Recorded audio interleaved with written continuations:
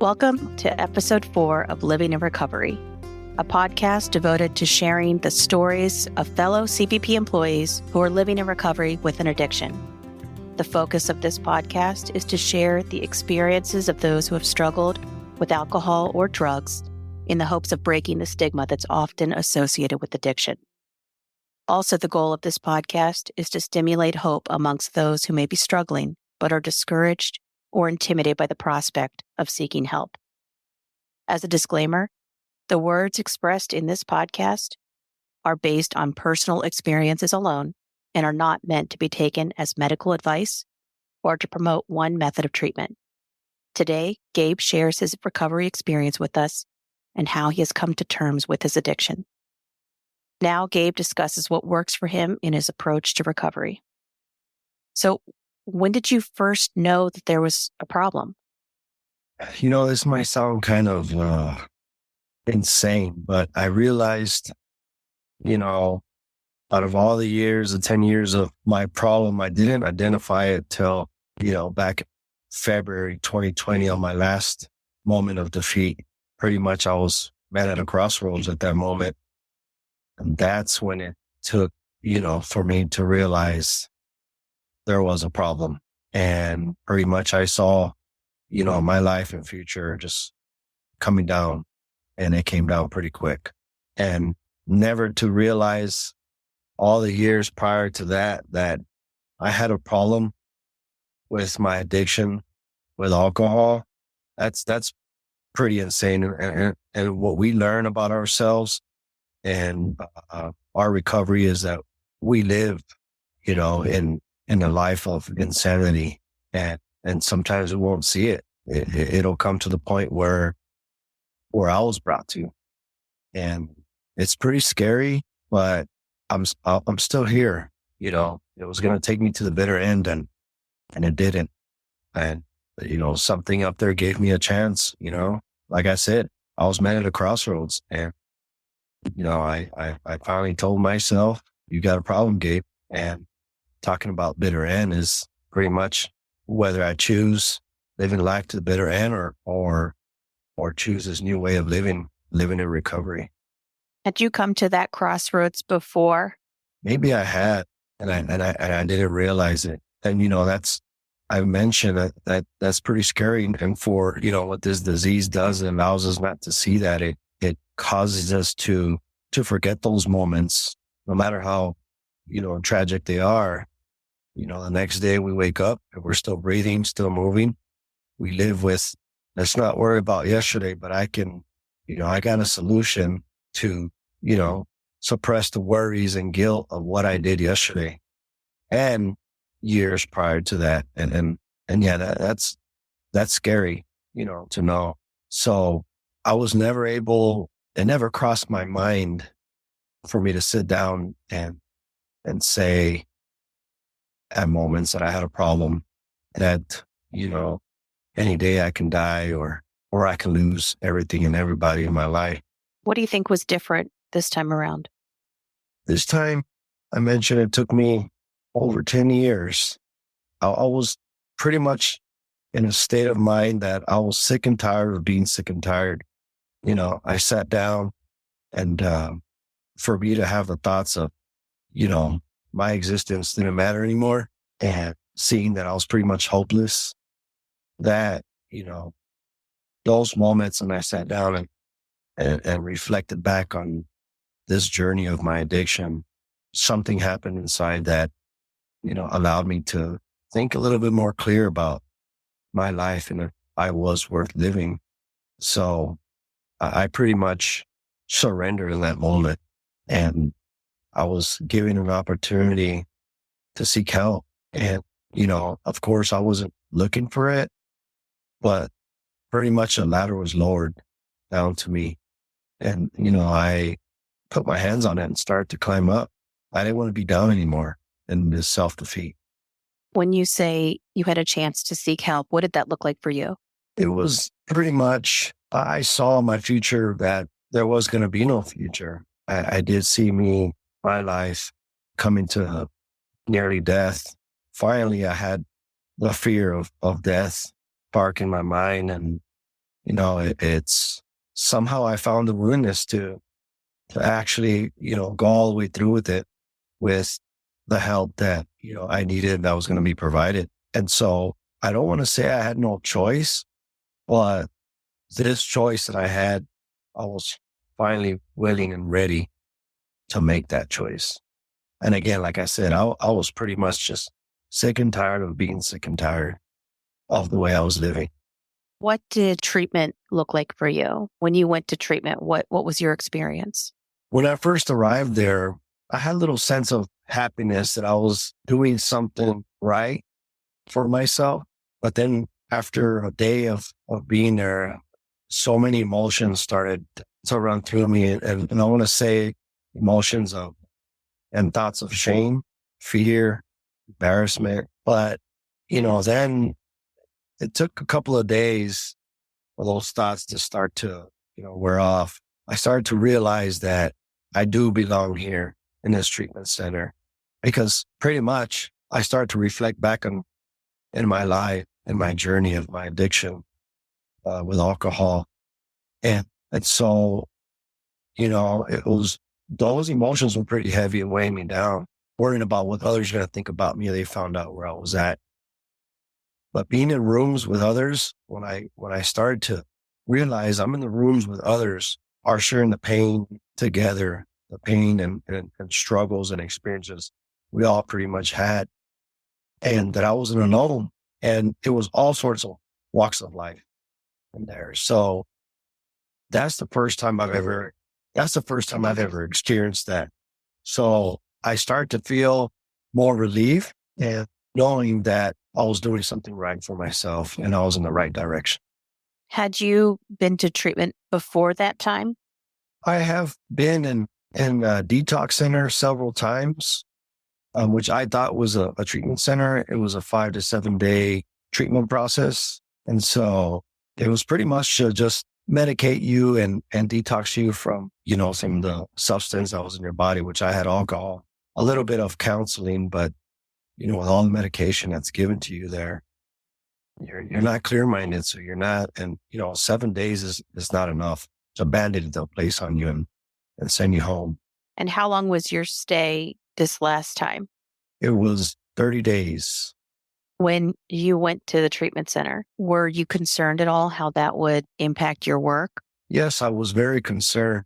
The reason why I say that is, there is this big stigma in our agency, in the law enforcement community. That is that if you seek help, you lose your job, you get fired. You got a problem, you got a mental problem. And we are, we are held to a higher standard, carrying a gun and badge. And therefore, if you do have that problem, you can't work here. And, it tends to manipulate you to believe the stigma that if you do seek help, you will get fired. So yes, there was fear behind that. And when you left treatment, what happened with work afterwards? What was your experience following treatment of going back to your life before treatment? When I returned to work, like I mentioned at the beginning, I went in there with a lot of shame and embarrassment and worried about what others were going to think, and I might lose my job. But it was totally, my experience returning back was not what I expected. By my thinking, I was more clear-minded. I wanted people to know that I went and sought help.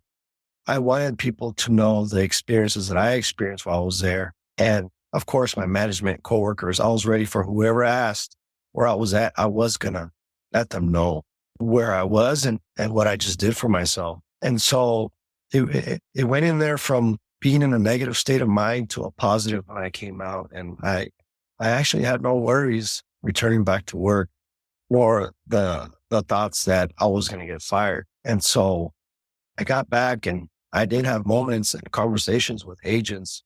I can tell they wanted to ask me where I was at, and I shared with them, where I was, and just the reactions that they had, was a reaction that I never would imagine I would get in a positive way, and the feedback. And so with my management as well. I sat down and, they had that sincere feedback of being proud of what I did. And of course, I was very proud for the first time in my life, so many years of myself of making this bold move and a move that I needed to make to save my life as well. What do you think your biggest challenge to recovery is now? It sounds kind of weird, but I don't see a challenge. I think the biggest challenge for me before my recovery was actually to be completely honest with myself that I was powerless over my alcohol addiction. But what I do make sure is, if you want to call it a challenge or not, is to make sure that I do what I need to do to not allow that person that I used to be back into this life. My thinking and the insanity that I used to hold and live with for so many years, and to assure myself that that doesn't happen. That is to make sure that the foundation that I built with my recovery program, that it stays firm. And that's every day for me for the rest of my life. I got to make sure I stay vigilant and mindful and to never let my guard down. I live my life 24 hours a day, one day at a time. And I got to respect the fact that this disease of alcoholism is very powerful. And with self-will, I cannot continue in my life of recovery. And, because pretty much I was a self-run will riot. And I got to remind myself every day that I am a recovered alcoholic. And all it takes is that one thought and one drink that'll take me back to that person I used to be, of self-destruction and living in a dark place. What does recovery look like for you today? You mentioned being mindful and reminding yourself of being a recovering alcoholic. Are there practices you engage in? Are there particular things that you know that work best for you? Since my recovery started, for the first time in my life, I've experienced peace, serenity, and freedom. And what I do to continue to have those experiences in my new way of living and recovery is, I call it a daily maintenance. I have a recovery program, and that entails of attending meetings, AA meetings, as much as I can, opportunities that I get, staying connected with others who are struggling, helping others as well who are struggling from the same disease.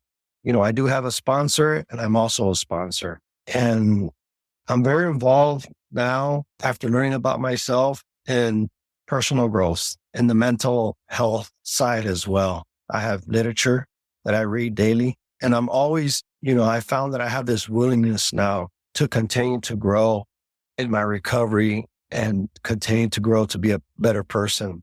And that is even a better person than I was yesterday. And so, I see it as I want to give back to others what was given to me freely. I want to help others who are suffering, who are in line behind me. Because I was once there at a certain point where I didn't know what I didn't know. And because of somebody being referred to me by my peers that I never knew existed, especially in this field, in this agency, if it wasn't for them to connect me with these individuals, I don't think I would be sitting here speaking to you guys and learning that they were also in recovery, them existing. They're the ones who guided me, who shared their experience, strength, and hope. And that I was attracted to. That attracted me, and I wanted what they had. And now it pretty much, it works the same way. When I speak, I've given opportunities to speak at treatment centers, AA meetings, on Zoom, in person, at church, celebrate recovery programs and classes. You notice the reactions. And when I see the reactions of individuals when I'm speaking and sharing my experience, strength, and hope, it's a reaction that, wow, how did you get there? I want that, what you have. Like, they've never heard somebody speak the language that I am speaking. It's like I'm speaking their language. And I was once there. And that's what happened to me with these two individuals that I was referred to connect with, that are, with Customs and Border Protection and Border Patrol. But this was just over the phone. And, my journey started off after the exposure of those conversations. It went from there. So, I know they find it as there's this sense of not just comfort, but it's rewarding when you see somebody wanting to follow your footsteps, to seek help, that are very sincere about it and willing to help themselves. And that strengthens my recovery as well. It plays a big part in my recovery as well. It empowers me, it motivates me, and it drives me with a passion to continue to live the way I'm living now and to help others and always open and ready to help another person who's struggling and suffering like the way I did in the past. If somebody in this organization was to come to you today and say, how do I get help? I'm trying to figure that out. What would you say to them? I would let them know that there is hope out there and that we do recover, that there's not just myself, but others as well that can advocate to the truth of that we do recover. There is a better way of living. And at the end of the tunnel, there is a light there. The individuals that I'm connected with, that's just maybe a little small group of us.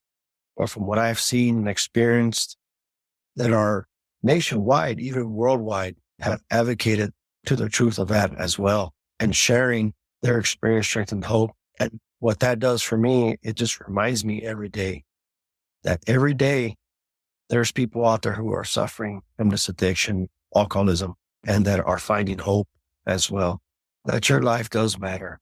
Is there anything that you think would be helpful for somebody that might be listening to hear? December 24th, Christmas Eve, this past December, I experienced losing a best friend of mine, a coworker, and my friend was suffering from this disease as well. And I found it every day that, I had a duty also that, as part of my recovery to help him and to lead by example and to let him know that there is hope and we can recover. Experiencing that loss of him, it did bring some sense of sadness, but it also brought that reminder that how powerful this disease is and where it can take you. If you don't find it within yourself, if you don't find the willingness and the honesty that you do have a problem, it can take you to the bitter end. And pretty much he saw hope very far away. I tell people this experience, losing my friend, I saw it coming, but I was praying every day for a miracle that it wouldn't come.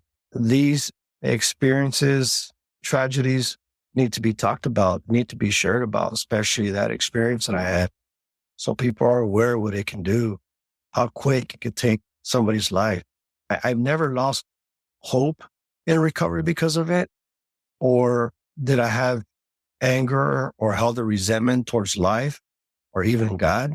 It was nobody's fault, but it did bring a strong sense of passion in me to continue to do what I do and to help others out there as well. And what I've learned in my recovery was a principle of acceptance. And I had to accept for me also to allow to go through the grieving process and healing process. And I've never understood acceptance before my recovery.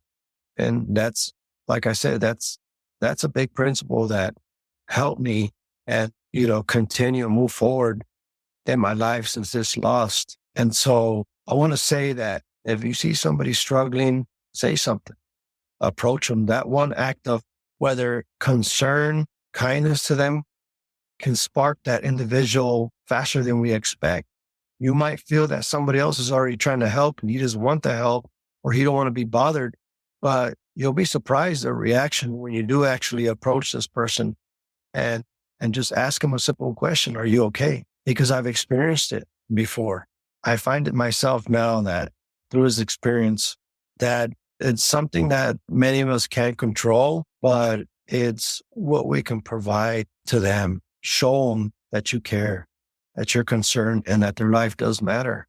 And if it has to be every day, it's okay. You got to reach out to this person every day and check on them. It's okay because others might not be doing that. And so there was a some thoughts of a survival's guilt that sparked in me. But then again, my acceptance is what helped me turn away from that survival's guilt. Myself and others did the best that we could. And it was out of our hands. I held my friend's hand.